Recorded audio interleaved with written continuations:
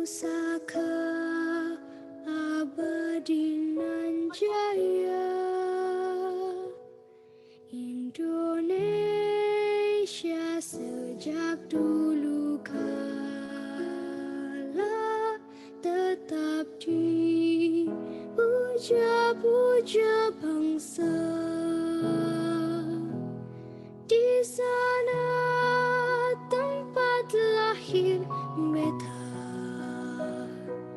dibuai, dibesarkan bunda, tempat berlindung di hari tua, tempat akhir menutup mata.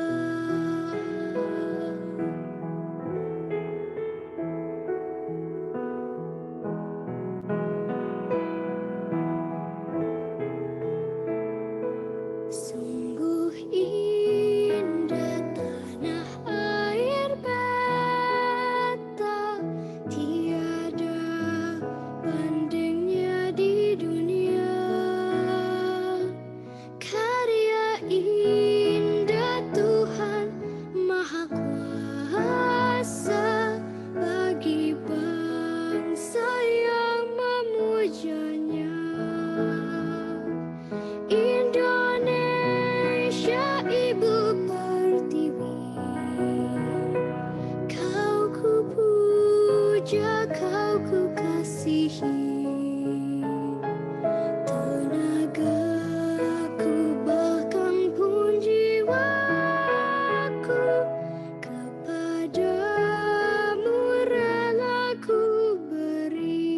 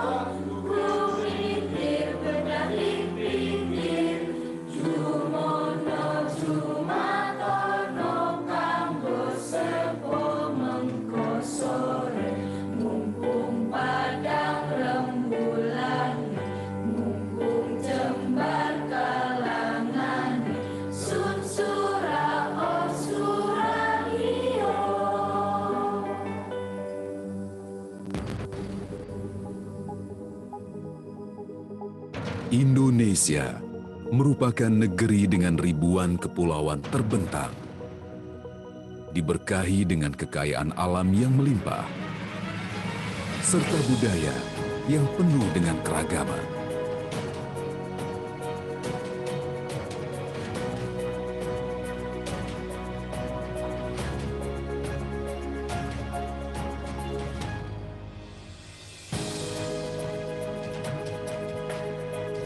Waktu membawa Indonesia semakin besar, cepat, dan tangguh.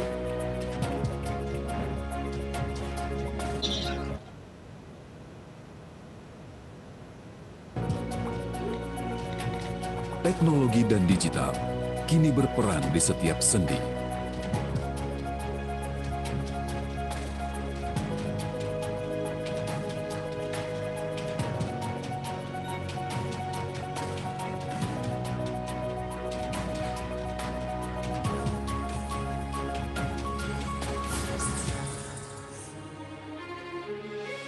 Telkom Indonesia setia berinovasi untuk Indonesia, bekerja membawa bangsa Indonesia kepada kemajuan, menorehkan performa bisnis yang prima, meraih beragam penghargaan untuk mewujudkan perusahaan kelas dunia.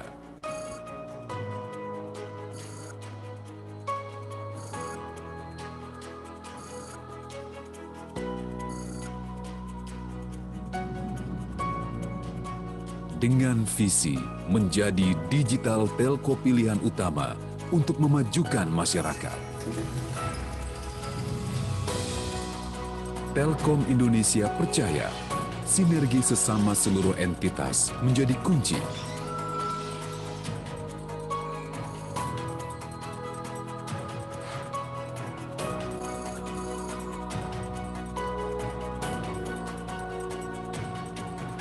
Amanah, kompeten, harmonis, loyal, adaptif, dan kolaboratif menjadi core values bagi setiap insan Telkom Indonesia dalam menerapkan budaya kerja The Telkom Way di era digital.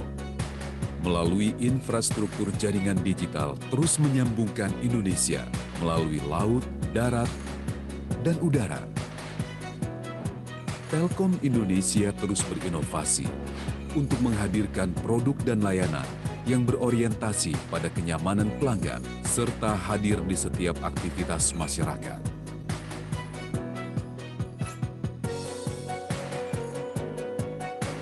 Karena Telkom Indonesia percaya masa depan tak cukup dibangun dengan ide dan gagasan.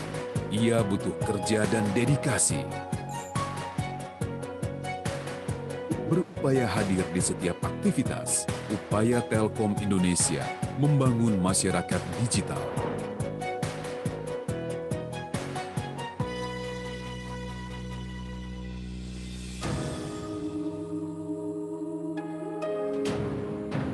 Bentuk peduli Telkom Indonesia untuk mewujudkan ekonomi digital Indonesia.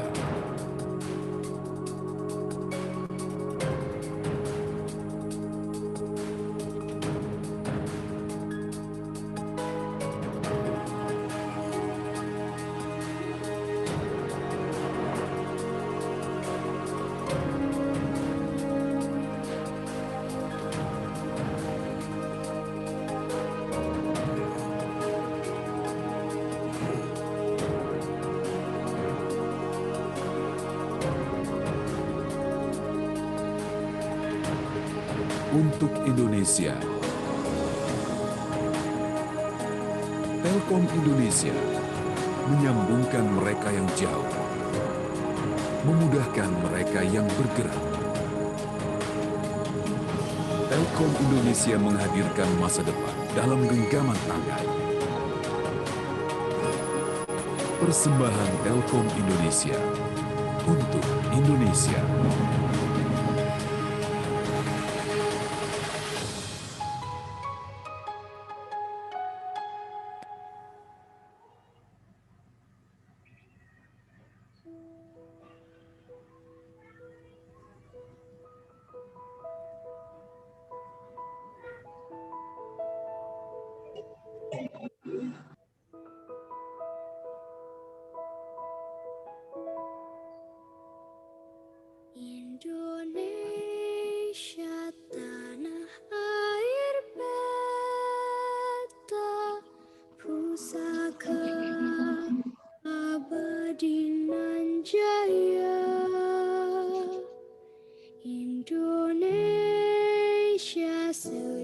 dulu kala tetap dipuja-puja bangsa. Di sana tempat lahir beta,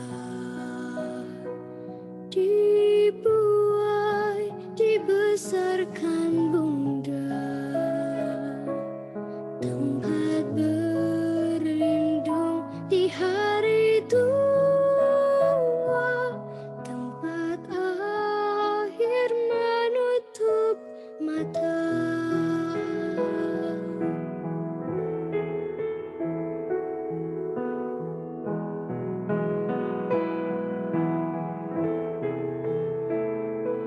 Sungguh indah tanah air beta, tiada bandingnya di dunia.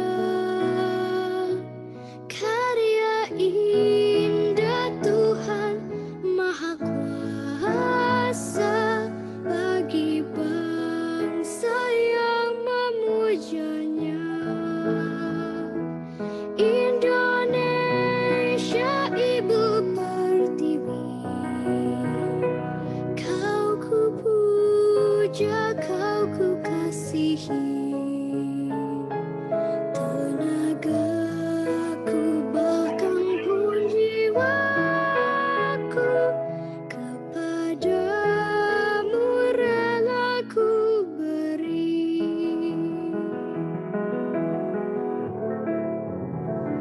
Apa?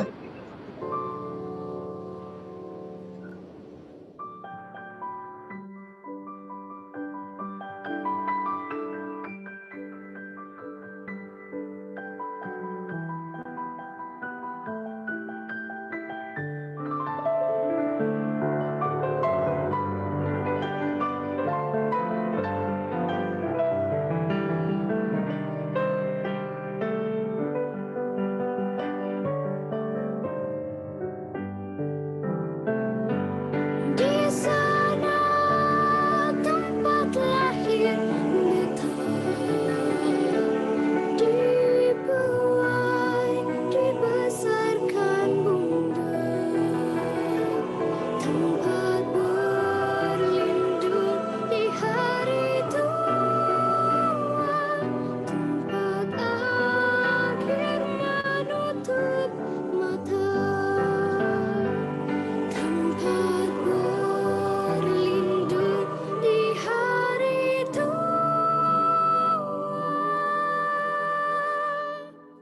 tempat akhir menutup mata.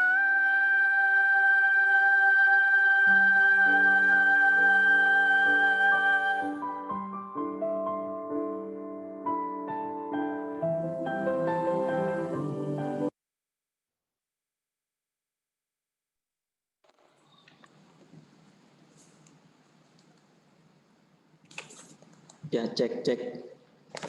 Assalamualaikum warahmatullahi wabarakatuh. Waalaikumsalam warahmatullahi wabarakatuh. Selamat sore dan salam sejahtera untuk kita semua. Pertama-tama yang saya hormati Ibu Dr. Dida Diadamayanti selaku Wakil Rektor 3 bidang kemahasiswaan, admisi, dan alumni. Terima kasih Bu berkenan bergabung di sore hari ini. Yang saya hormati tim CDC Telkom dan tim. Kemudian yang saya hormati juga, saya panggil Mbak aja nih, Mbak Claresta. Terima kasih Mbak sudah berkenan untuk sharing sore hari ini Mbak. Ya, sama-sama. Salam kenal, saya Mas Rahman. Mas Rahman. Saya ada di kampus Mbak, jadi tetap harus patuhi protokol kesehatan. Oke. Jadi, terima kasih Mbak sudah berkenan untuk sharing ke teman-teman mahasiswa pengalaman luar biasa lah buat Telkom University. Mungkin sebelum kita masuk ke sesi sharing, Mbak, mungkin saya sekilas menjelaskan tentang program Innovillage ini. Program Innovillage 2020 ini merupakan program pengabdian masyarakat. Pesertanya ada dari mahasiswa di bawah Yayasan Pendidikan Telkom. Ada 4 institusi, Mbak. Ada Telkom University yang ada di Bandung. Kemudian ada Institut Teknologi Telkom Purwokerto. Kemudian ada Institut Teknologi Telkom Surabaya dan Akademi Telkom Jakarta. Program ini mulai bulan September kemarin. Pendaftar tuh ada 306 sosial project, Mbak, dari 29 provinsi. 29 provinsi, kemudian disaring menjadi 100 sosial project, tersebar di 22 provinsi, Mbak. Dari Sumatera sampai Papua ada semua, Mbak. Ada semua. Keren banget. Dengan total pendanaan dari unit Community Development Center PT Telkom sekitar 1,5 miliar. Bagaimana menggugah teman-teman mahasiswa dengan kondisi pandemi saat ini terus berinovasi. Keputusan Mas Menteri juga untuk full daring segala macam sehingga teman-teman mahasiswa ini ada di kampung halaman semua. Silakan bereksperimen, silakan keluarkan ide, lihat situasi apa sih yang perlu dikembangkan di masyarakat. Mungkin sebelum kita masuk sesi sharing ini, Mbak, saya persilakan dulu kepada Ibu Dr. Dida Damayanti selaku Wakil Rektor 3 Telkom University untuk memberikan sambutan dan wejangan awal kepada para peserta Innovillage 2020. Pada Bu Dida kami persilakan, Bu.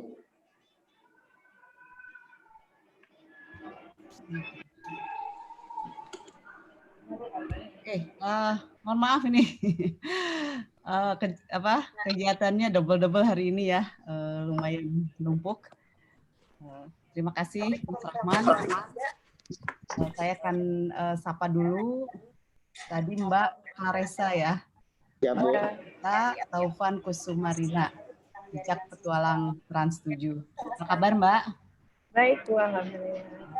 Juga anak-anakku yang saya banggakan, para peserta Innovillage ya, 100 proposal yang terpilih. Bismillahirrahmanirrahim. Assalamualaikum warahmatullahi wabarakatuh. Waalaikumsalam. Baik, jadi pada siang ini, sore ini mungkin ya, kita ada acara sharing knowledge mengenai ke-100 proposal yang terpilih, dan ini adalah kolaborasi dari CDC Telkom dengan Telkom University, ada khususnya Direktorat Karir, Alumni, dan Endowment dalam rangka bagaimana meningkatkan kepekaan sosial dari mahasiswa kita ya, dari Telutisan untuk bagaimana mengembangkan masing-masing potensi mereka di daerahnya masing-masing. Jadi kebetulan saat ini sedang SFH, School from Home, masing-masing berada di tempatnya masing-masing, kemudian mereka dekat dengan masyarakat di sana, mereka bisa lebih peka terhadap apa yang terjadi di masing-masing daerah, mereka lebih kenal permasalahannya, dan mereka juga dibekali dengan kemampuan berinovasi, maka Innovillage ini adalah sarana untuk bagi mereka untuk memberikan solusi bagi tempatnya masing-masing, bagi daerahnya masing-masing. Mudah-mudahan ya insya Allah ini semua akan bermanfaat bagi seluruh daerah. Kebetulan ini dari Sumatera Utara sampai Papua ada ya, seluruh Indonesia, dan memberikan dampak yang baik bagi semua masyarakat di sana, dan tentu saja memberikan pengalaman yang berguna bagi Telutisan, khususnya anak-anak yang berhasil mendapatkan pendanaan dari proposal ini. Saya kira itu dari saya. Terima kasih Mas Rahman. Saya kembalikan ke Mas Rahman. Assalamualaikum warahmatullahi wabarakatuh. Waalaikumsalam warahmatullahi wabarakatuh. Terima kasih Bu Dida atas sambutan dan arahannya untuk sore hari ini. Memang nih Sabtu Minggu Bu, tadi beberapa dosen pendamping bahkan mahasiswanya juga melaporkan bahwa banyak yang lagi di desa sasar Bu, berada di lokasi bagaimana mengimplementasikan, karena ini sudah masuk tahap ke minggu keempat. Kita finishing tuh di minggu kelima di awal Desember. Ada beberapa proyek juga yang sudah masuk tahap akhir nih Bu. Segala macam memang nih luar biasa. Kemudian memang kita tiap minggu ada program sharing knowledge Bu. Bagaimana kita mengundang dari beberapa pembicara sehingga ada gambaran yang lain lah, sudut pandang yang lain untuk teman-teman di lapangan. Kebetulan yang pembicara sore hari ini Bu, memang sering traveler Bu, gitu kan, adventure, host TV, segala macam. Saya nggak mau sebut ininya Bu, beliau juga kan atlet karate Bu, gitu kan, segala macam, gitu kan. Makanya saya sebut ininya aja dulu, adventure TV hostnya Bu, karena beliau sering berpetualang, segala macam.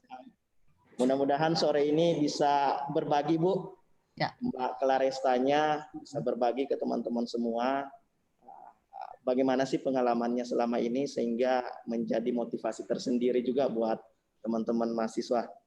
Ya mungkin saya nggak mau terlalu banyak menjelaskan tentang Mbak Claresta, biar beliau sendiri yang menjelaskan gitu kan, karena teman-teman mahasiswa juga mungkin dari kemarin sudah banyak yang search gitu kan tentang Mbak Claresta, apalagi yang sering nonton Jejak Petualang, acara sport, pasti kenal banget lah gitu kan, segala macam.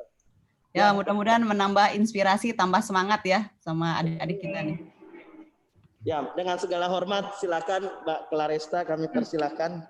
Ya, terima kasih Bang Roman. Jadi kalau sekarang sih aku lebih sharing kali ya pengalaman aku selama bertualang, baik yang ke daerah maupun yang pedalaman. Jadi mungkin aku cerita dulu. Jadi menurut aku kalau kita mendatangi suatu daerah gitu atau berpetualang itu adalah cara kita sendiri untuk lebih mengenal, lebih mencintai tempat yang kita tinggal, negara kita Indonesia gitu. Kita lebih tahu lebih dalam, kita kenal lebih dekat lewat alamnya, lewat masyarakatnya, budayanya, makanan khasnya, musik, bahkan permainannya gitu. Jadi sekarang kan apa nih, aku manggilnya adik-adik, kayaknya aku nggak jauh-jauh banget umurnya. Apa manggilnya? Jadi kan teman-teman ini kan sekarang udah masuk ke minggu ketiga. Jadi yang pasti kan sebelum mendatangi suatu daerah tersebut, kalian pastinya harus lebih mengenal dulu gitu daerahnya itu secara garis besar seperti apa gitu, masyarakatnya seperti apa, terus perjalanan untuk mencapai ke tujuan atau ke daerah tersebut seperti apa. Nah itu nanti lebih ke arah preparation apa yang harus dibawa, kita bawa gitu, baik untuk pakaiannya kah atau kebutuhan-kebutuhannya, di sana dingin kah atau panasnya gitu kan. Jadi walaupun kita udah melakukan riset sebelumnya, nggak jarang juga pasti ada hal-hal mengejutkan di perjalanan sana. Nah ini saya mau share dulu nih satu video. Menurut saya ini adalah perjalanan yang paling nggak terlupakan kali ya, karena mungkin kalau di daerah-daerah lainnya aku bisa sampai ke sana dalam waktu paling lama 1 hari gitu dengan mungkin akomodasi yang nyaman. Ini waktu itu saya dari Merauke menuju ke Bovendigul atau di Suku Kombay, itu saya butuh waktu perjalanan 2 hari, 2 malam. Jadi di situ saya pertama saya harus naik mobil off-road lewat Trans Papua, terus saya lanjut lagi dengan long bus selama kurang lebih 7 jam. Ini naik mobilnya kurang lebih 7 jam juga, terus saya harus stay dulu malamnya di Tanah Merah sebelum lanjutan dengan long bus 7 jam juga. Terus saya lanjut lagi di Kuoh itu saya harus bermalam lagi dan melanjutkan lagi perjalanan dengan motor trail. Jadi ini perjalanan yang cukup tidak terlupakan. Ini saya share dulu ya. Ini udah ke-share kah? Udah share ya?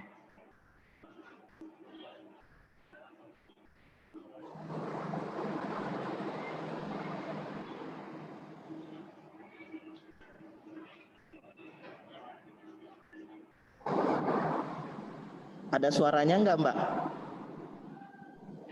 Harusnya sih ada ya. Ini belum ada suaranya.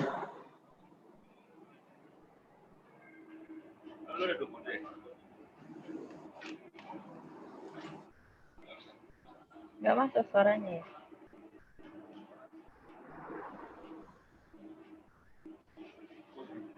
Biasanya waktu share screen ada yang harus dicentang soundnya. Coba sebentar. Di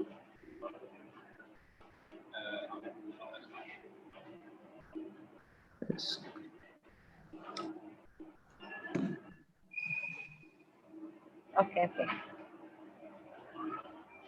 Sip.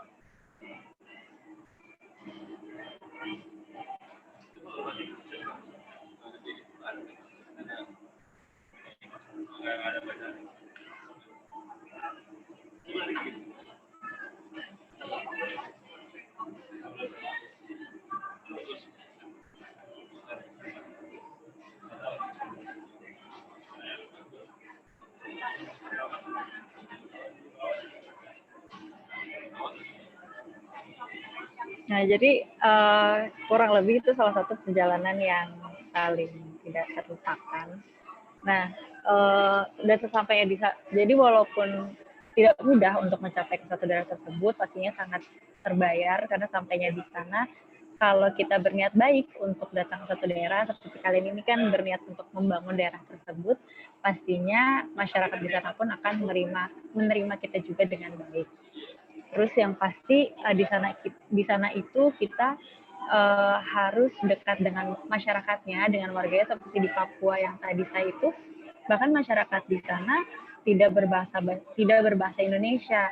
Jadi di sana saya harus belajar sedikit gitu dari mungkin ada 1-2 orang yang bisa berbahasa Indonesia, saya tanya-tanya kalimat-kalimat dasar atau kata-kata dasar, dan bahkan harus paling sering harus menggunakan isyarat gitu. Tapi semua itu saya lakukan supaya saya dekat dengan mereka gitu, karena kalau kita datang ke satu daerah kita pasti punya tujuan yang masing-masing seperti membangun atau mungkin liputan, yang pasti kita bertujuan baik, bukan berarti kita menutup mata akan hal-hal lain yang ada di sekitar kita gitu. Jadi kita juga harus bisa menyesuaikan diri, baik dari mungkin makanan yang tersedia di sana, kan juga banyak ya ini teman-teman yang nggak di daerah aslinya, jadi mungkin kalau yang udah biasa kuliah di Bandung atau di Jakarta pastinya kayak mungkin terbiasa hidup di kota, ini selama 1 bulan lebih harus tinggal di suatu daerah, pastinya harus menyesuaikan diri baik dari makanan yang dikonsumsi, akomodasi, jadi kita harus bisa ke diri kita yang menyelesaikan, malah jangan sebaliknya gitu, jangan malah kita yang buat repot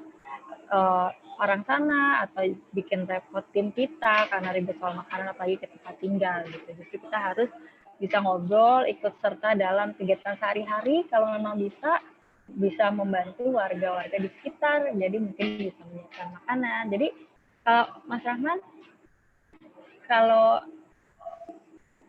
gimana Mbak? Kalau di sana ini anak-anak berarti di rumah warga ya? Gimana Mbak? Di daerah, di rumah warga berarti ya? Iya betul Mbak, karena memang ini kan ada juga kan kolaborasi ya, anggotanya 1-3 Mbak. Ada yang misalnya daerah Papua, tetapi salah satu anggotanya tuh orang Surabaya. Ya. Jadi, ada yang sampai ngekos, ada pun yang implementasi harus ke sana. segala macam, dan antusias Mbak gitu kan, segala macam. Nah, Mungkin iya. Hah? share dari Mbak gimana tuh, kan sering berpetualang bagaimana berkomunikasi, kemudian ikut terlibat langsung, sehingga di lapangan tuh masyarakat juga menerima gitu kan, segala Iya. macam tuh. Jadi kita justru yang seperti saya bilang, jangan merepotkan warga, malah kalau bisa apalagi yang tinggal di rumah warga itu bantu warganya gitu.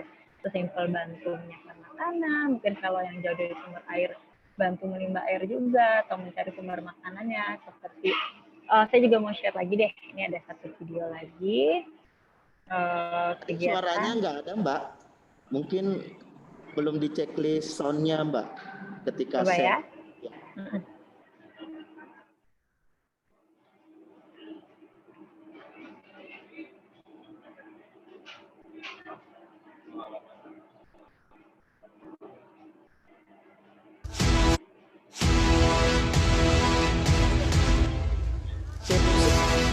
Biasanya target buruan kita itu ada di pohon-pohon dan bersembunyi di balik daun.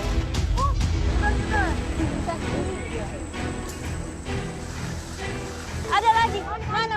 Oh, gendut besar sekali. Gendut sekali. Wah, kenapa dia?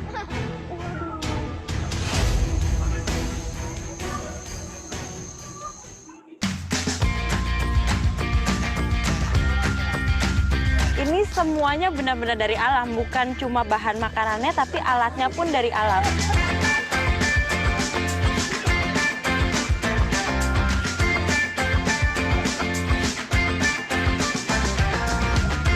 Di kagumnya sendiri ini saya lebih suka, karena dia lebih garing luarnya, dalamnya juga lebih kenyal.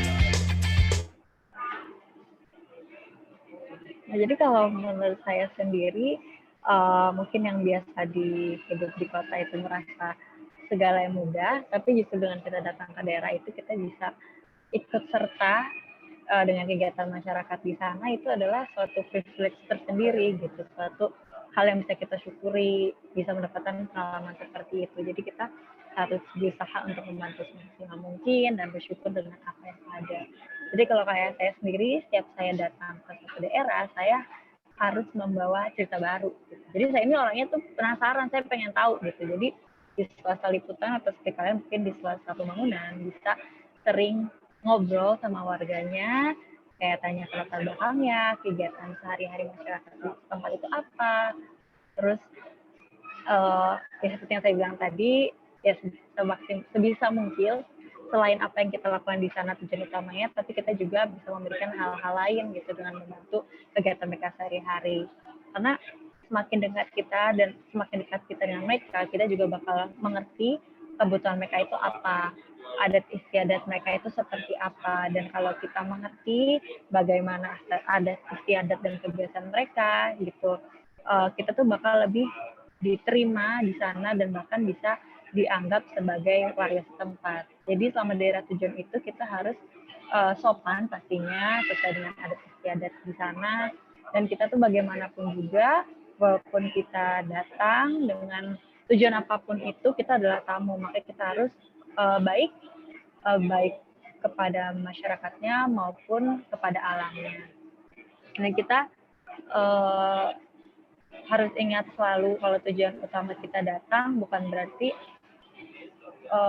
kita cuma melakukan hal tersebut gitu. Jadi misalnya saya datang ke sana untuk liputan atau membantu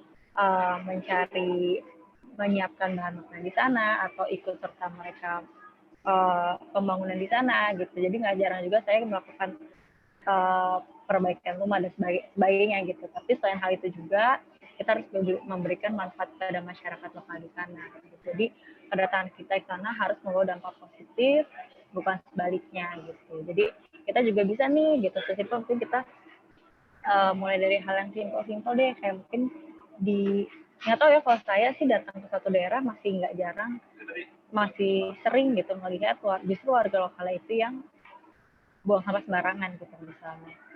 Mereka tuh menganggap kalau misalnya sampahnya udah nggak di tangan mereka, mereka udah nggak bisa lihat, itu udah bukan tanggung jawab mereka gitu. Jadi banyak sempat juga kayak orang habis minum misalnya pakai botol plastik, botolnya dibuang ke sungai gitu. Dan saya tuh tipe orang yang lumayan ribet tuh soal sampah. Saya pasti marahin orang itu dengan cara yang baik gitu, kayak "Loh gimana sih Pak gitu, kok sampahnya dibuang sembarangan gitu." Terus dengan entengnya orang itu jawab kayak, "Kan udah nggak kelihatan Mbak, nggak apa-apa dong." Gitu.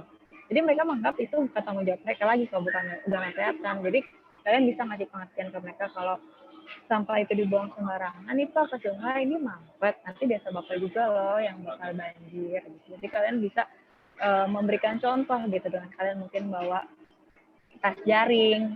Jadi kalian jangan sampai nyampah gitu. Kalian jangan sampai nyampah, justru kalian kasih contoh yang baik gitu. Terus kalian kalau emang perlu banget pakai alat makan atau alat minum dari plastik gitu. Kalau saya sih sebenarnya lebih rekomen kalian untuk bawa botol minum sendiri, tumbler sendiri dan lain-lain untuk mengurangi sampah. Tapi kalau emang terpaksa, kalian masih harus kasih contoh ke mereka bahwa sampah yang kita bawa ini nggak kita tinggal di sini loh, kita buang pada tempatnya, yaitu dengan tadi masuk ke kantong sampah atau ke jaring.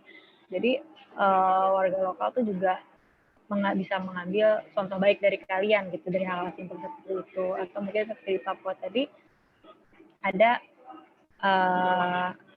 anak-anak di sana gitu. Jadi emang saya merasa kedekatan saya dengan anak-anak di Papua sana gitu. Sampai saya pas lagi, jadi justru yang bikin unik saat di sana itu adalah karena kita berbeda bahasa yang berbeda, tapi kita tahu bahwa kita satu sama lain itu saling sayang gitu. Karena menurut saya bahasa yang paling didengar itu bukan bahasa verbal, tapi lebih bahasa gestur kita gitu. Jadi di saat liputan itu anak-anak ada yang suka ngikutin saya, ada yang bisa lagi tidur siang tiba-tiba dia tidur di samping saya gitu, di rumah pohon itu gitu. Dan di malam terakhir sebelum saya pulang, mereka tuh pada nunggu di depan rumah kayu yang tadi itu.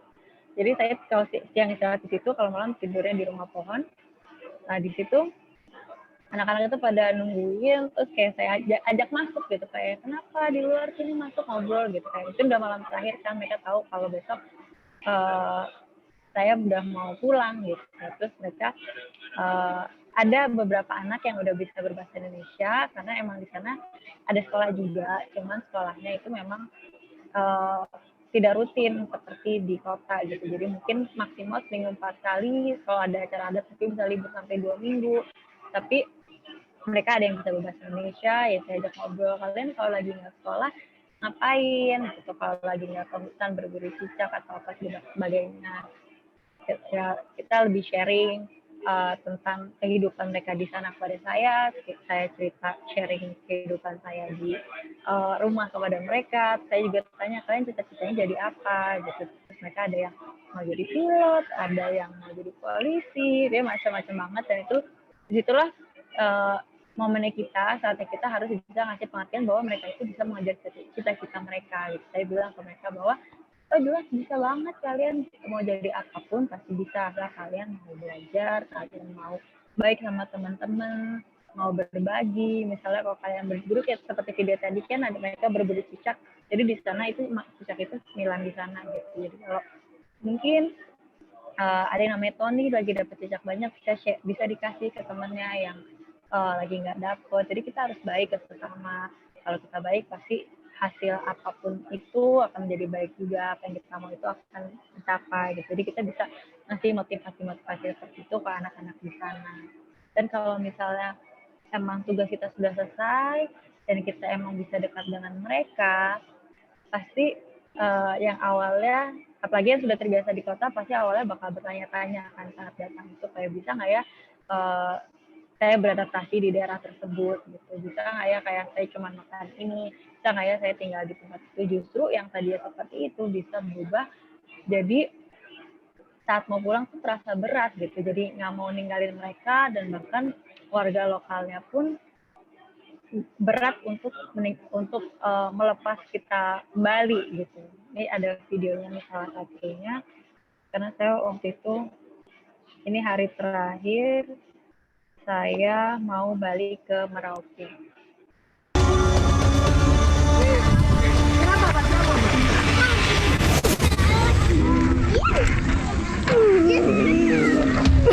Berhari-hari bersama suku Kombay membuat saya dan tim merasa begitu dekat dengan mereka.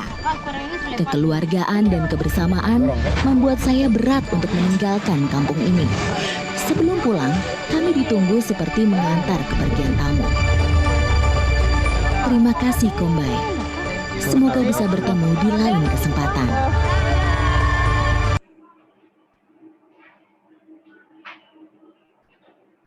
Nah, jadi itu merupakan harusnya kalau misalnya kita datang ke suatu daerah, kita itu bisa mengambil hikmah positif dari setiap perjalanan atau petualangan gitu. Karena semakin kita keluar dari zona nyaman, makin juga kita mendapatkan perspektif yang baru. Kita bisa melakukan yang baru yang harusnya kita syukuri, dan harusnya dengan kita bisa keluar dari zona nyaman tersebut, kita lebih bersyukur, dan pastinya kita nggak boleh sombong atas apa yang kita miliki gitu. Karena kita sering banget, karena atau kalau saya sendiri dengan banyaknya saya datang ke daerah, saya sharing pengalaman dengan di tempat-tempat baru, itu membuat saya jadi sadar gitu. There's a lot of things that we take for granted gitu. Sesimpel kita punya air bersih, kemudahan akses ke rumah gitu, kita punya atap atau punya makanan di meja makan, yang mungkin itu hal yang biasa gitu untuk kita sehari-hari, tapi dengan kita keluar dari zona nyaman kita datang ke suatu daerah yang baru, pasti kita jadi sadar, harusnya ya kita jadi sadar bahwa wah, bersyukur banget ya kita selama ini gampang ada air bersih di keran. Wah, alhamdulillah ya kita mau makan bisa mudah didapat, ada di meja makan, atau mungkin kalau di daerah kos gitu, di depan kosan ada yang jual makan, bisa jajan dengan semudah itu. Sedangkan kalau di daerah kita harus pergi dulu ke hutan, kita harus pergi dulu ke kebun, harus nebang pohon dulu gitu untuk makan gitu. Jadi harusnya sih, jadi menurut saya kalau semoga dengan perjalanan ini, dengan kalian melakukan pembangunan ini, keluar dari zona nyaman kalian lebih dari sebulan, ini bisa jadi kalian bisa mengambil hal positif dari pengalaman ini, dan tentunya juga memberikan hal-hal positif yang lebih dari selain pembangunan yang kalian lakukan ke masyarakat di daerah yang kalian kunjungi. Itu aja sih kalau sharing dari aku. Oke Mbak, apa sih yang buat Mbak Claresta tertarik terjun di kegiatanmu? Saya sih ini kegiatan sosial ya, nggak ujuk-ujuk, kita tuh bisa menyesuaikan gitu kan. Apa sih yang membuat Mbak Claresta tertarik gitu kan? Kalau awalnya mungkin saya tertariknya itu lebih ke awalnya ya, ke alamnya dulu gitu. Jadi emang sebelum saya join di Jejak Petualang, saya suka traveling, tapi travelingnya lebih ke alam gitu, seperti ke Kalimantan, ke hutan, lebih untuk kayak saat saya pergi ke Kalimantan, saya bukan cuman jalan-jalan, bukan cuman kayak mungkin lihat orang hutan, tapi saya juga ikut menanam pohon di sana. Waktu itu saya ke sana tuh tahun 2018 akhir, kalau tidak ada kebakaran hutan Kalimantan. Terus ya udah, saya merasa kayak mungkin emang saya nanam pohon mungkin hanya sekitar 20-an gitu, tapi saya berusaha semaksimal mungkin apa yang bisa saya lakukan di sana gitu, selain jalan-jalan gitu. Jadi berawal dari cinta alamnya, terus dengan saya join di Jejak Petualang, saya ketemu dengan masyarakatnya, kalau dari zona nyaman, saya tinggal di rumah warga, terus kayak hampir sebulan tinggalnya di rumah pohon dan sebagainya, justru membuat saya semakin cinta gitu. Jadi bukan kenapa saya cinta, tapi dengan saya melakukan hal tersebut itu sendirilah, dan masyarakat itu sendirilah yang bikin saya semakin jatuh cinta gitu. Jadi saya semakin penasaran, semakin ingin tahu tentang Indonesia gitu.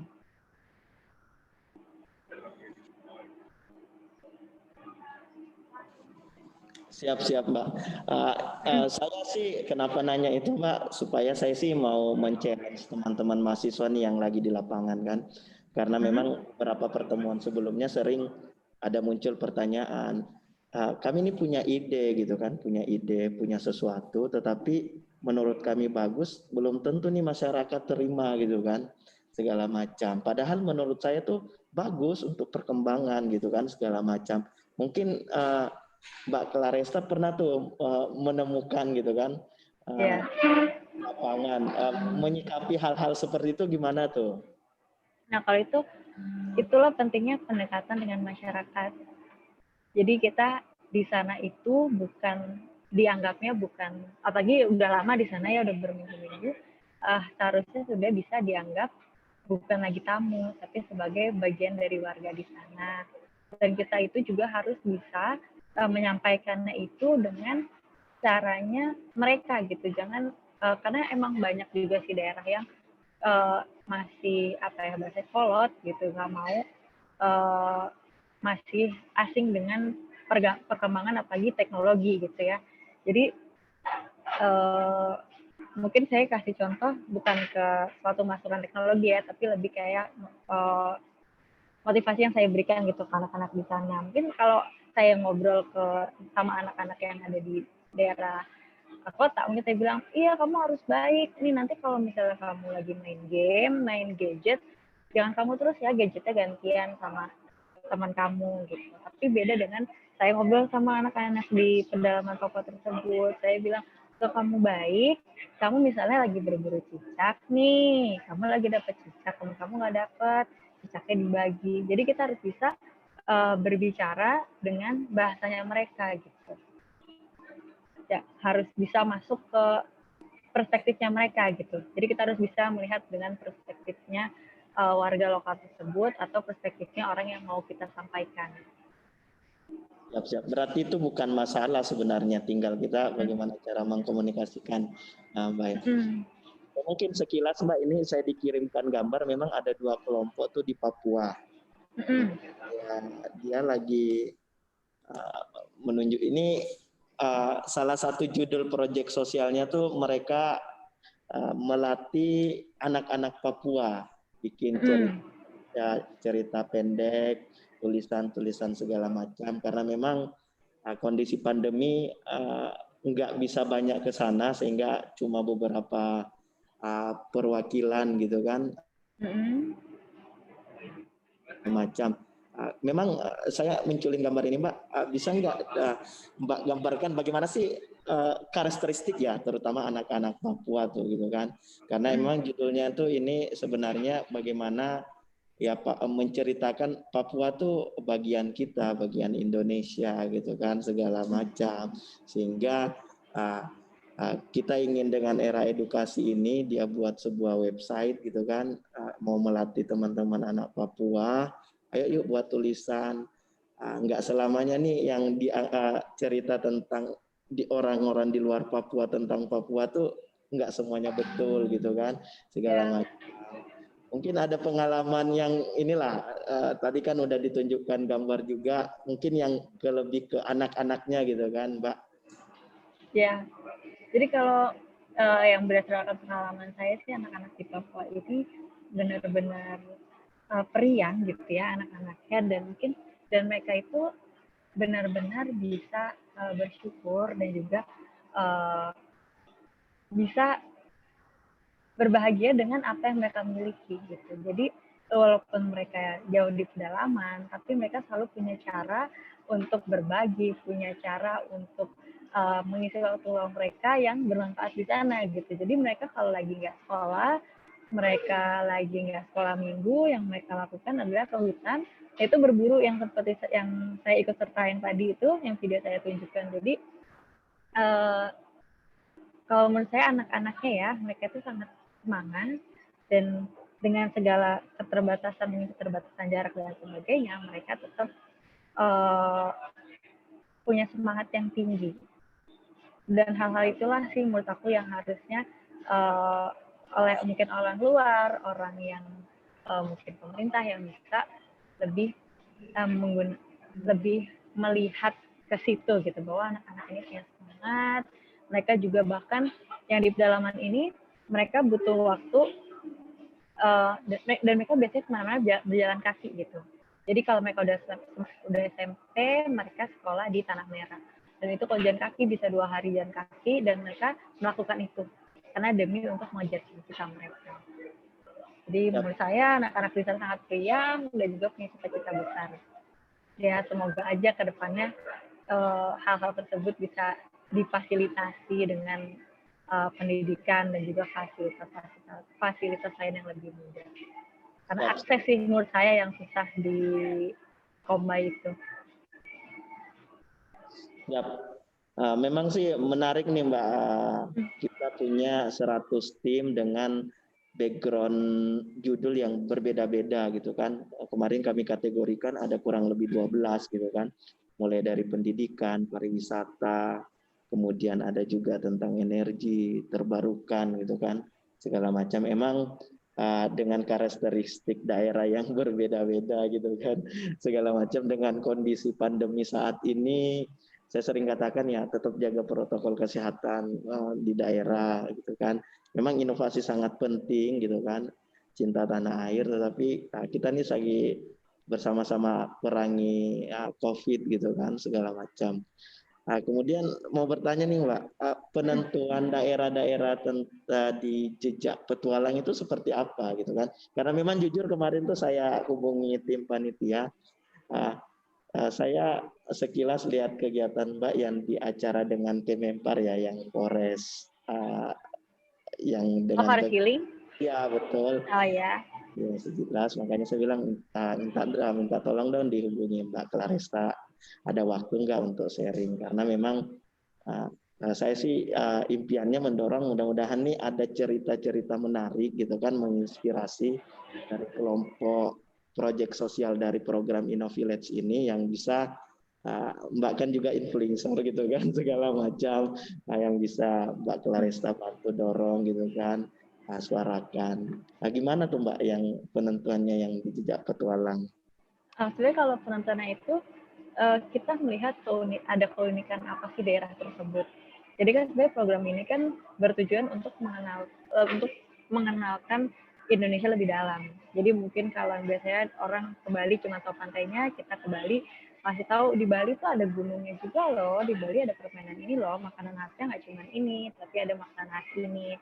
Jadi daerah yang kita pilih pastinya nggak melulu itu, tapi kita selalu pindah ke satu daerah satu lain.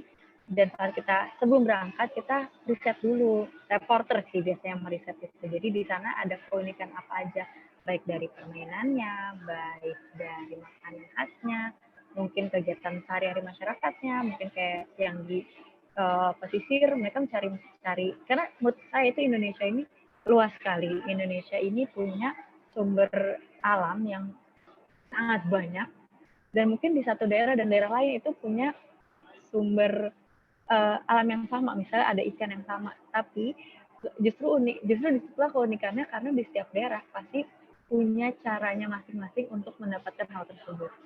Nah, jadi yang kita pilih pastinya adalah daerah, ya sebisa mungkin daerah, cuman karena emang programnya itu udah lama banget, udah 18 tahun, jadi pastinya kita datang ada daerah yang sudah pernah kita kunjungi sebelumnya. Nah, dari situlah kita harus bisa mengulik lagi nih. Jadi kita harus bisa memperkenalkan daerah tersebut dengan cara atau perspektif yang baru ke orang-orang. Jadi saya harus bisa menyampaikan apa yang saya rasakan di tempat itu ke semua yang nonton di rumah. Jadi kalau ditanya yang dipilih yang seperti apa, pastinya kita bukan memilih yang seperti apa, tapi justru kita mencari daerah dan kita yang kulik sendiri itu, kita kulik keunikan di daerah itu apa. Siap. Kemudian ini Mbak, ini kan proyek sosial teman-teman itu memang didorong untuk ada sentuhan teknologi informasi. Dengan pengalaman Mbak Claresta, gimana sih karakteristik yang selama ini dikunjungi ya, terutama tuh di desa-desa di Indonesia tuh, apakah memang gimana sih gambar tentang teknologinya saat ini dan apa yang perlu di-improve gitu kan? Apakah memang sangat-sangat penting kondisinya untuk ada sentuhan teknologi atau seperti apa gitu, Mbak? Itu berbeda-beda ya setiap daerah kalau soal teknologi. Soalnya ada juga daerah yang sebenarnya jauh dari kota, tapi dia maju akan teknologi. Saya dia punya sinyal. Apalagi biasanya kalau asal ada sinyal dia maju sih biasanya ya. Cuman banyak juga yang menganggap bahwa kemajuan teknologi itu hal yang tidak dibutuhkan atau hal yang buruk gitu karena mereka itu tidak mengerti. Nah jadi kayak menurut saya di sini deh perannya teman-teman untuk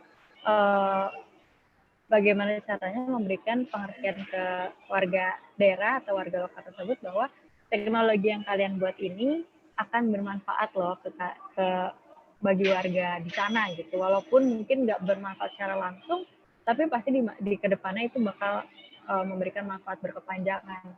Nah, menurut saya yang sulit itu bukan membangunnya, tapi gimana caranya membuat warga di sana atau masyarakat di sana itu percaya bahwa produk yang kalian bikin ini akan membantu masyarakat di sana gitu. Karena kan terkadang masyarakat ini susah atau enggan akan perubahan karena mereka belum mengerti atau belum ada yang menyampaikan bahwa perubahan ini sebenarnya bagus untuk kedepannya. Siap. Mbak, kita masuk ini ya sesi sharing dengan teman-teman. Mungkin ada teman-teman di daerah tuh ada yang mau sharing pengalamannya, nanti minta masukan tuh dengan Mbak Claresta. Ya, saya silakan nih teman-teman nih. Yang dari Sumatera, Kalimantan, Sulawesi, Jawa, Maluku, Papua nih ada semua nih. Saya persilahkan. Boleh bertanya langsung untuk diskusi langsung pun dengan Mbak Claresta. Kapan lagi kan? Mumpung ada acara Innovilet, Mbak Clarestanya berkenan untuk sharing langsung juga. Mangga dipersilahkan untuk teman-teman semua.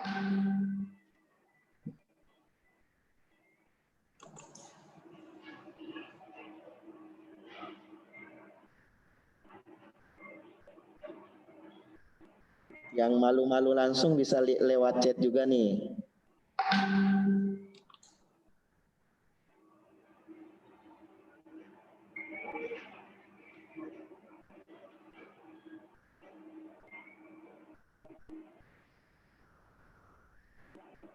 Atau kita dari daerah Sumatera dulu ya.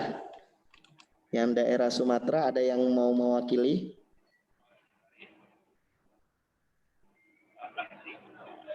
Silakan.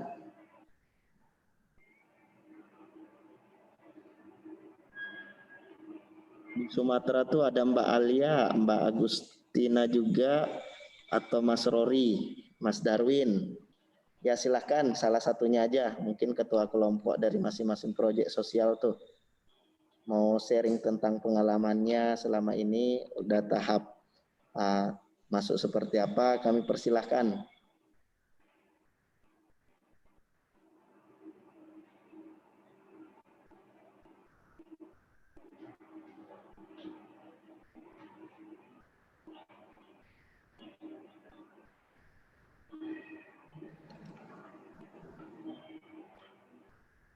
Kalau belum aku lagi yang bertanya Mbak.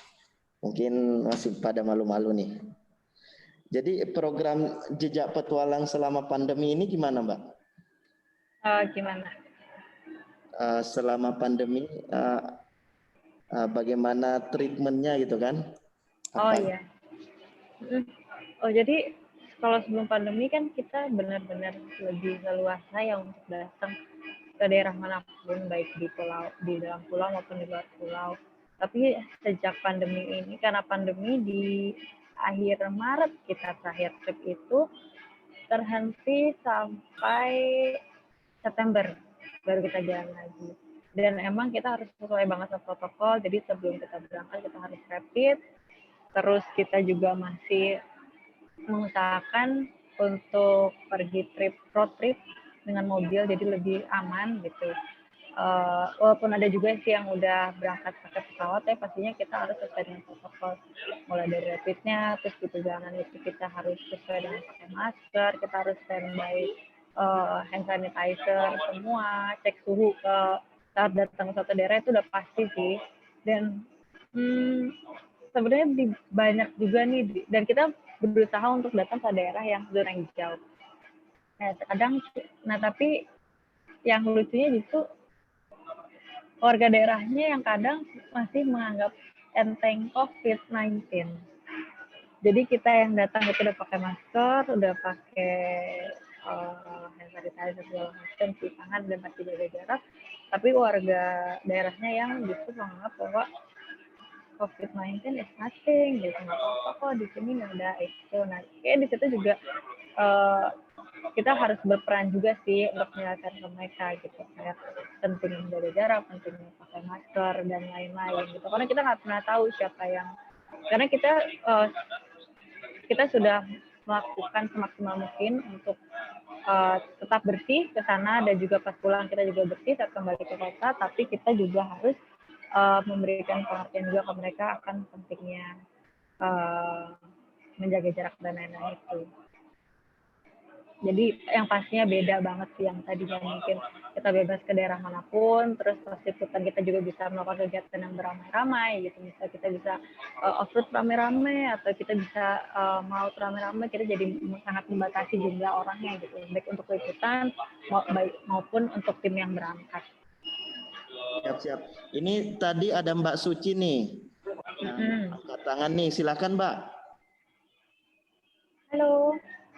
Mbak Suci. Silakan Mbak.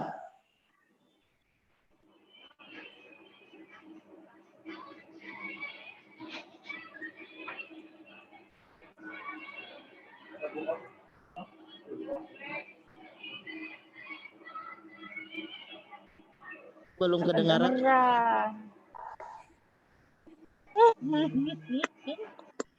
Silakan Mbak Suci.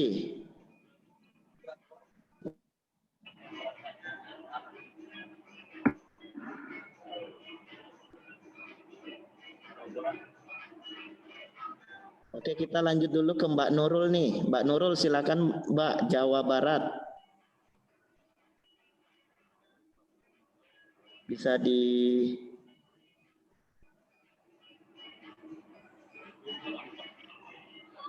silakan, siapa yang di luar nih? Suaranya belum ada yang kedengaran. Halo. Ya, silakan. Suara saya udah kedengeran belum, Pak? Kedengaran tapi kecil. Kecil ya. Udah Coba kedengeran. cerita aja Mbak, gimana Mbak? Oh iya, perkenalkan nama saya Suci. Sebelumnya Kak Claresta, saya ingin nanya, untuk kakak sendiri kan sebelumnya pindah-pindah tempat ya Kak, kayak ke daerah-daerah tertentu. Nah, gimana caranya kakak beradaptasi dari satu daerah ke daerah lainnya? Terus apa aja Kak kendala saat pendekatan sama karakteristik masyarakat yang berbeda-beda Kak? Nah, itu dari saya. Terima kasih Kak. Ya, makasih Suci. Nah, kalau masalah dari pindah satu daerah ke daerah lain sih bukan kendala, tapi lebih kendala ke mungkin kalau gimana caranya bisa dekat dengan masyarakat tersebut. Nah, itu yang seperti yang sudah saya sampaikan sebelumnya, yang pastinya kita harus tahu dulu nih masyarakat di sana itu seperti apa sih. Walaupun kita nggak bisa tahu detail sebelum kita datang langsung, tapi paling nggak kita udah tahu garis besarnya adat mereka itu seperti apa, cara berpakaian mereka seperti apa. Dan yang saya lakukan selama ini, kalau saya datang ke satu daerah, saya ikut serta dan juga mengikuti bonus masker. Oh ya bagus tuh, bisa kan? Mengikuti apa yang mereka biasa lakukan gitu. Jadi kalau misalnya dan mengikuti dan juga menghargai apa yang mereka biasa lakukan. Sesimpel mungkin makanan. Mungkin makanan daerah ada yang unik-unik nih, ada yang terpisah di Papua gitu. Mereka sehari-hari makannya ulat sagu. Itu makanan wajib sehari-hari, sagu dan ulat sagu. Gitu. Kalau misalnya kita lagi di rumah kayak suatu hal yang ada sedikit tidak mungkin gitu ya, ada ulat sagu di meja makan gitu. Tapi kita harus bisa berlaku sopan, gimana caranya. Tapi to be honest, rasanya tidak buruk menurut saya. Rasanya seperti sudah dan kau aja gitu. Cuman mungkin karena bentuknya lucu, jadi ya mungkin orang yang kayak nonton di TV tuh kayak terima, ih Kak Farah kok makan kayak gitu sih gitu. Padahal justru kita jangan melihat bentuknya atau apa, tapi kita kenapa ya masyarakat kita harus bisa untuk kita diterima oleh masyarakat sana, kita harus bisa menjadi bagian dari masyarakat sana, melihat dengan perspektif mereka gitu. Kita lihat kenapa ya mereka makan ini gitu. Oh, mungkin karena emang tersedianya hanya ini. Tapi kenapa mereka sehat ya? Oh, ternyata kandungannya bagus nih, ada proteinnya segala macam. Apa bedanya sama kita makan telur rebus gitu misalnya? Udah. Jadi kita kalau pertanyaannya kendala, kalau kendala sih sebenarnya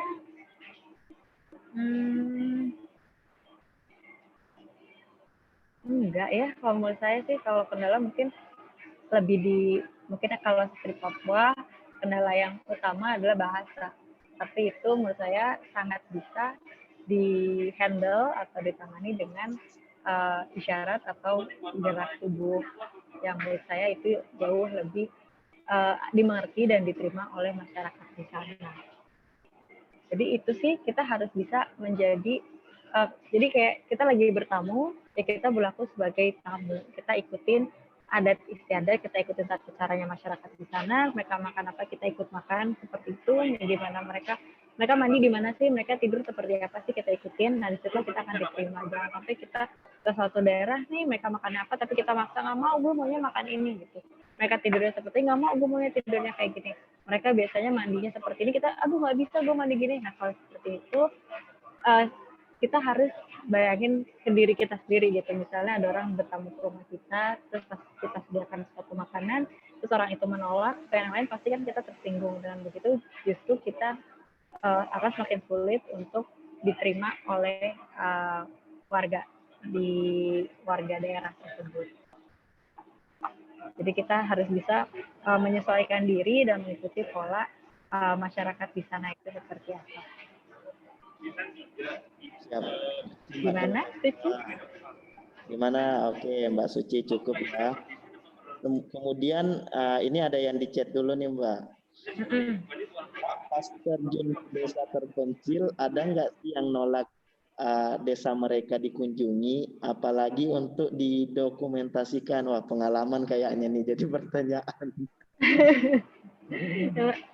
Alhamdulillah sih kita kalau udah sampai ke suatu daerah nggak pernah terjadi kayak gitu, karena sebelumnya kita pastinya udah minta izin sama orang setempat, sama pemangku daerah. Kita udah kasih tahu di sana kita mau ngapain aja, kita akan stay berapa lama, kita kasih di awal tuh kita harus kasih tahu kita akan dokumentasikan ini, kita akan melakukan ini, kita stay-nya di sini selama berapa lama. Jadi kita, kalau menurut saya itu emang kalau kita ujuk-ujuk datang terus langsung ambil foto itu kayak hal tersebut akan terjadi. Tapi kalau kita udah izin sebelumnya, hal tersebut sih harusnya nggak terjadi ya. Kalau saya sih nggak pernah udah datang terus tiba-tiba nggak jadi liputan karena di daerah tersebut nggak menerima, itu sih alhamdulillah nggak pernah terjadi sebelumnya. Karena semuanya harus dipersiapkan matang jauh-jauh hari, gitu. Berminggu-minggu sebelum datang harus lengkap, izin dari kantor, izin dari daerah di sana, udah ready baru kita bisa berangkat. Siap-siap. Ini kenapa emang ini dari siapa? Mbak Sahro. Sahroh. Kenapa kejadian begitu? Kayaknya kejadian pengalaman tuh di lapangan. Aduh. Kemudian selanjutnya nih ada yang mau nanya langsung nih, Mbak Nurul, Jawa Barat, silakan Mbak. Dari tadi ngechat terus nih, silakan. Mbak Nurul.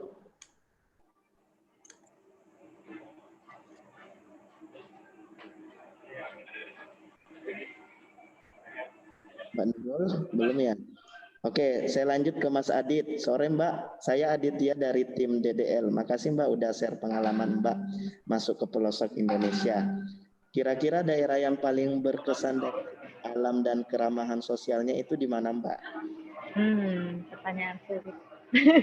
Karena menurut saya semua daerah itu memberikan kesan masing-masing gitu, dari alam maupun keramahan sosialnya.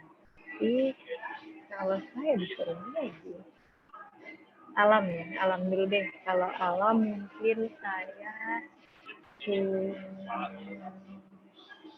saya akan bilang Gorontalo. Jadi di Gorontalo itu ada desa yang di atas laut. Jadi benar-benar mereka membangun rumah di atas laut, di atas air, bukan di atas pulau. Nah di sana itu lautnya bersih sekali karena emang bukan daerah wisata. Terus airnya sangat jernih, ikan-ikan karangnya juga bagus-bagus banget. Dan yang bikin saya amazed itu di sana ada daerah namanya di Batu Barani. Di sana itu ada whale shark atau ikan hiu paus yang biasanya kita untuk melihat whale shark atau ikan hiu paus itu butuh waktu naik perahu berpuluh-puluh menit, itu jaraknya cuma sekitar 10 meter dari daratan. Nah itu saya benar-benar amazed banget. Saya kayak, ya ampun, ini beneran ya sih gitu. Dan kalau dari alam saya akan bilang Gorontalo, tapi kalau keramahan, semua daerah sama sih sebenarnya. Bahkan Papua pun menurut saya salah satu yang ramah sih. Kayak walaupun kita berbicara dengan bahasa yang berbeda, saya bisa pas lagi di acara seremonial tersebut, bisa saya lagi duduk tiba-tiba rambut saya dipasang bulu burung, terus tiba-tiba saya lagi seremonial digandeng tangannya. Nah itu jadi walaupun kita berbicara bahasa yang berbeda, kita mungkin nggak ngerti A, I, U, E, O-nya satu sama lain, tapi kebaikan, keramahan itu bisa disampaikan dengan gestur-gestur seperti itu. Ya, makasih Kak jawabannya. Kemudian nih dari NTB, Nusa Tenggara Barat nih ada Tiara Safitri. Kak mau nanya, tadi kakak cerita soal perjalanan kakak selama COVID-19. Ini beberapa desa masih menganggap ringan COVID-19 ya Kak. Nah itu apakah mengganggu kegiatan kakak atau malah menambah motivasi kakak buat tambah memberi penyuluhan ke mereka Kak tentang bahaya COVID dan pencegahan dan lainnya sebagaimana Kak? Karena kakak di sana melakukan semua kegiatan masih sesuai protokol kesehatan gitu Kak. Makasih sebelumnya. Ya, makasih Tiara pertanyaannya. Jadi, iya emang itu banyak banget gitu. Bahkan kadang saya yang pakai masker, saya yang dilihatin gitu, ngapain sih orang pakai masker gitu mungkin ya yang dipikirkan. Tapi justru benar seperti yang Tiara sampaikan, justru seharusnya walaupun emang itu jadi jalannya pengambilan gambar dan lain-lain, pasti jadi tersendat gitu. Kalau misalnya ada yang nggak sesuai protokol dan lain-lain, tapi ya disitulah walaupun kadang emang gemes gitu ya kayak aduh kok masih dianggap enteng ya hal seperti ini, tapi situlah saatnya kita peran kita untuk menyampaikan mereka bahwa dengan cara yang sopan pastinya ya, dan harus diberi pengertian ini bukan kita skeptikal kalian membawa virus, tapi justru saya loh yang harusnya kita sendiri, diri kita masing-masing yang menjaga satu sama lain gitu, karena kita nggak pernah tahu, bisa aja kita nggak pernah tahu apakah apakah mereka yang membawa virus. Jadi mungkin lebih kalau misalnya Tiara mendapat pengalaman yang sama, mungkin kita bisa balik gitu. Jadi bukan dibikin mereka merasa kita skeptikal gitu, kayak enggak kok gue nggak bawa virus gitu. Takutnya mereka merasa tersinggung, tapi justru kita bisa kembalikan ya, iya soal saya pakai masker soalnya saya nggak tahu, walaupun saya udah rapid, walaupun saya sudah swab hasil negatif, saya jaga-jaga aja, takutnya justru saya yang bawa gitu. Jadi menurut saya cara seperti itu lebih sopan. Jadi dibalik ke kitanya gitu sih. Walaupun emang kalau misalnya terganggu mungkin hambatan itu terjadi, tapi ya mau nggak mau, dan menurut saya itu adalah suatu kewajiban kita untuk memberitahu atau memberikan sedikit penyuluhan dengan cara yang sopan bahwa hal ini bukan main-main loh, gitu. Kita harus sama-sama menjaga satu sama lain.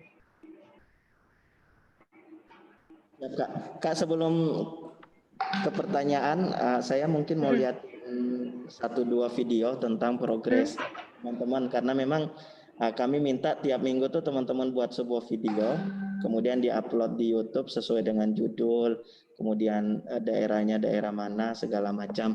Ini saya mungkin liatin dulu 1-2 video.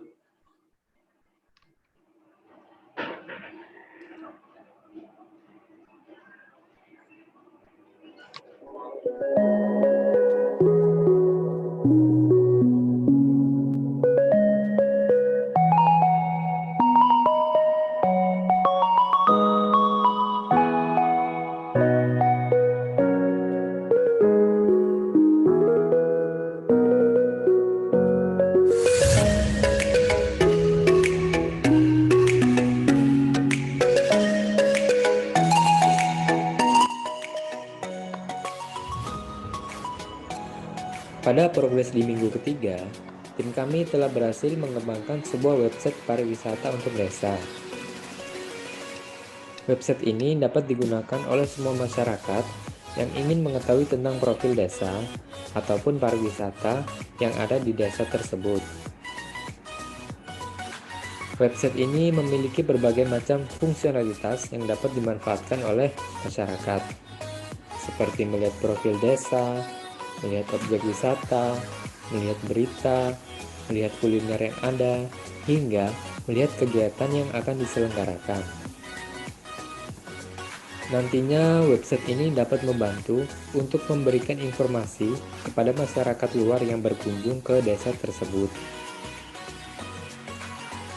Pada website ini, tim kami juga memberikan fungsionalitas khusus kepada super admin, di mana super admin yang mengelola website ini seperti melakukan tambah data, edit data, hingga menghapus data yang telah diinputkan. Harapan kami untuk website ini diharapkan secara langsung website ini dapat membantu untuk meningkatkan perekonomian dan pariwisata di desa tersebut. Harapan kami yang lainnya, website ini dapat dikembangkan dan dimanfaatkan secara baik oleh admin ataupun masyarakat yang menggunakannya.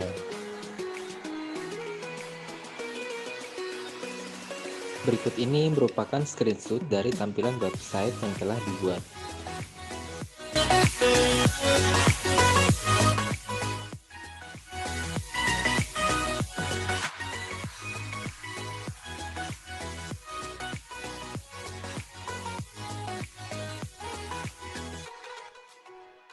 Di minggu ketiga, kami juga melakukan bimbingan dengan dosen tercinta kita. Kalau saran saya bagus ya, apalagi anak. Sekilas Mbak Claresta tentang buat aplikasi pariwisata gitu kan, membantu pariwisata di Tanah Bumbu Kalimantan ya. Kalau Tanah Bumbu itu di Kalimantan. Itu salah satunya Mbak. Ini ada satu lagi tentang produk Mbak, masuk buat alat.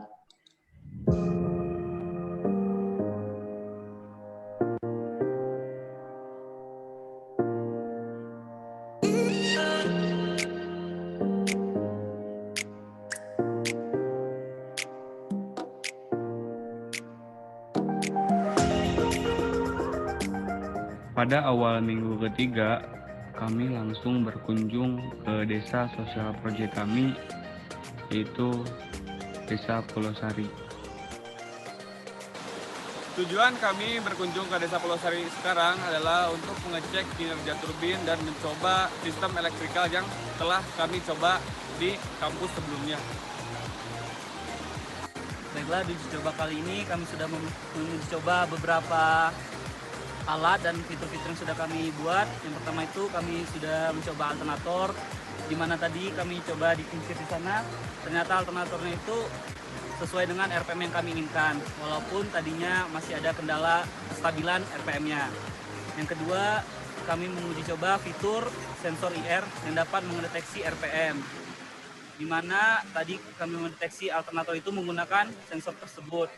Sensor tersebut menggunakan controller Arduino Uno. Kendalanya itu adalah RPM yang tidak stabil. Setelah kita riset, ternyata mountingan itu berpengaruh pada RPM. Jadi kedepannya kami akan membuat mountingan baru yang akan menstabilkan putaran daripada si turbin yang menyambung pada as agar mempunyai output RPM yang stabil. Setelah survei, kami terlebih dahulu fokus untuk membeli komponen-komponen yang belum kami beli, seperti inverter yang berjenis pure sine wave. Karena kelangkaan barang, kami putuskan untuk merakit sendiri.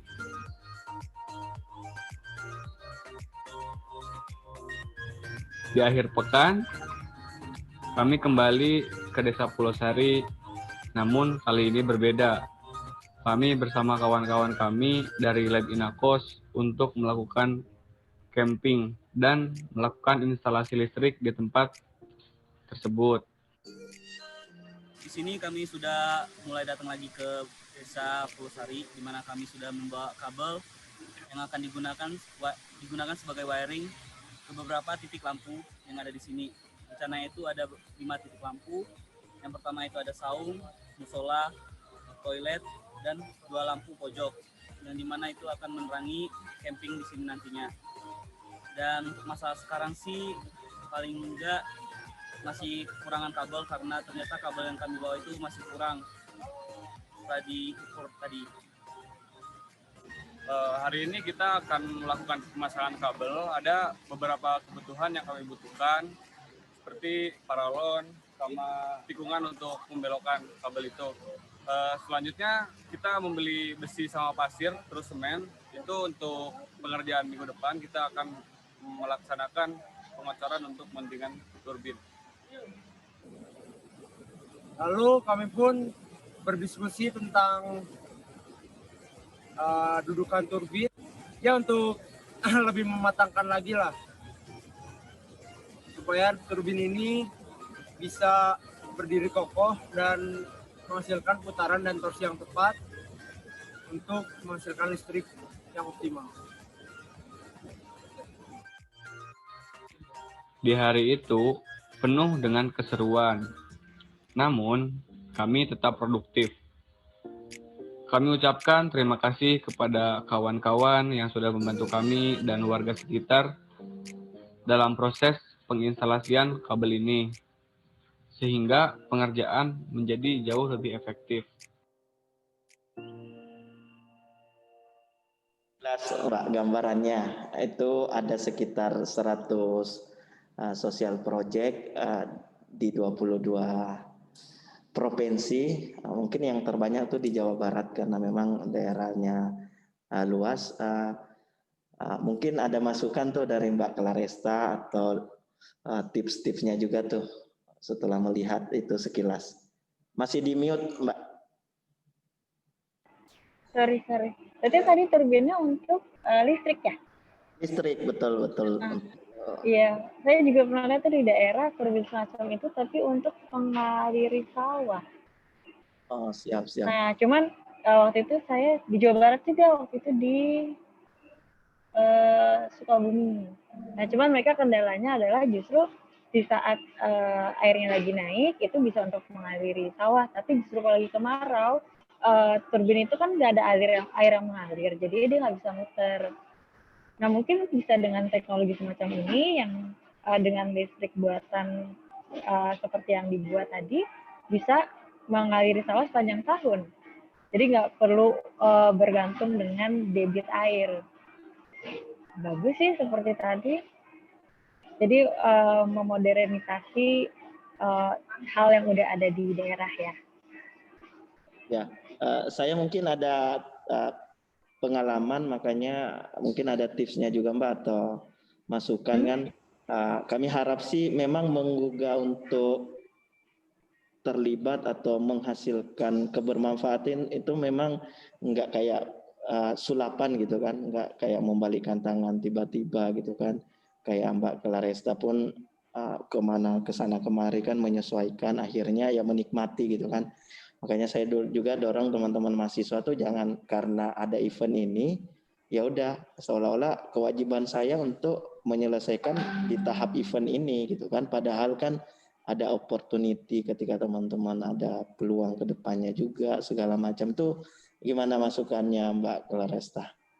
Nah, kalau soal itu sebenarnya emang iya banget gitu. Harusnya dengan adanya program ini bukan hanya kita yang membuat suatu produk atau suatu teknologi untuk di daerah tersebut, tapi untuk kita sendiri kita juga bisa mengambil sisi positif dari pengalaman ini, karena nggak semua orang memiliki pengalaman seperti ini loh.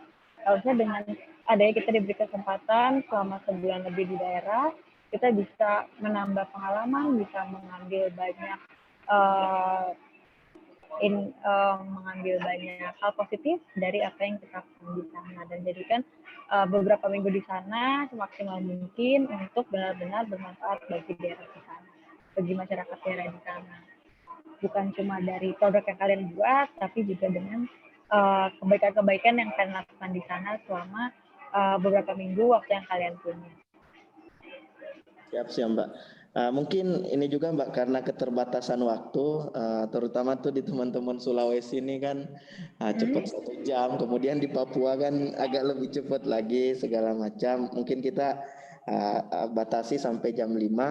Mungkin ada closing statement nih dari Mbak Claresta, karena teman-teman katanya juga sudah terwakili beberapa pertanyaan juga tadi. Mungkin ada closing statement dari Mbak Claresta atau masukan-masukan, harapan.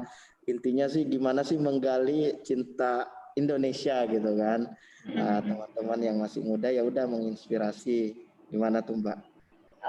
Ya semoga dengan adanya kegiatan Innovillage ini, dengan kalian diberi kesempatan untuk berbagi, diberi kesempatan untuk mendapat pengalaman baru, keluar dari zona nyaman kalian, bisa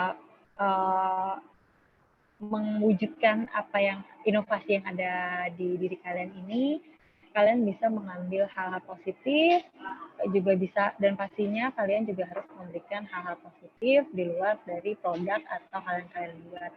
Karena banyak banget hal positif yang sekarang bisa kalian lakukan nih, mumpung lagi masih di daerah, bisa dengan berbagi, bisa dengan berbaginya bermacam-macam ya, saya bukan bicara soal barang, tapi kalian bisa berbagi pengalaman, kalian bisa berbagi tenaga kalian dengan membantu apa yang kalian bisa bantu di daerah tersebut. Kalian juga bisa memberikan motivasi ke anak-anak di daerah sana atau orang tua di daerah sana, memberikan insight atau memberikan perspektif yang kalian punya tentang dunia luar. Jadi menurut saya dengan perjalanan ini harusnya kalian bisa memberi dan juga bisa mendapatkan hal positif dari daerah yang kalian kunjungi. Terima kasih Mbak atas sharing segala macam. Jangan bosan-bosan gitu kan. Mudah-mudahan juga teman-teman mahasiswa ini terus termotivasi. Mumpung masih di daerah, ayo kita lakukan apa yang bisa kita lakukan. Siap. Terima kasih Mbak Claresta atas waktunya. Semoga kita dapat dipertemukan di event selanjutnya gitu kan. Mohon doanya juga, saya harapannya sih ada salah satu atau dua gitu kan dari program Innovillage ini yang bisa terpotret lah di jejak petualang atau amin gitu kan. Supaya tanggal berapa ini nanti dipilih 5 ya? Iya betul. Tanggal berapa nanti? Terakhir tuh finishing tanggal 5 Desember tuh. 5 Desember, wah semangat. Semangat. Kalau ada waktu, Pak Resta bisa cek di YouTube juga tuh kan, memang tiap minggu kita progres teman-teman, mungkin ada yang. Udah tadi, aku kemarin udah sempat buka di YouTube Innovillage. Ada video yang self-upload gitu kan, kayak laporan-laporan mingguannya. Iya betul banget. Iya, aku udah sempat cek. Ada yang ngobrol sama ibu di daerah situ, ada yang bikin video-video lagi melakukan pembangunannya juga, macam-macam. Ya, terima kasih dukungannya Mbak Claresta, terima kasih atas waktu juga, kurang lebih 1 jam.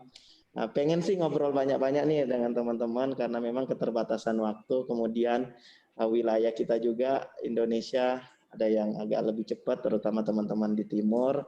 Kita juga segala macam, mungkin di next kesempatan bisa sharing lagi. Terima kasih sekali lagi Mbak atas waktunya untuk sharing di teman-teman Innovillage.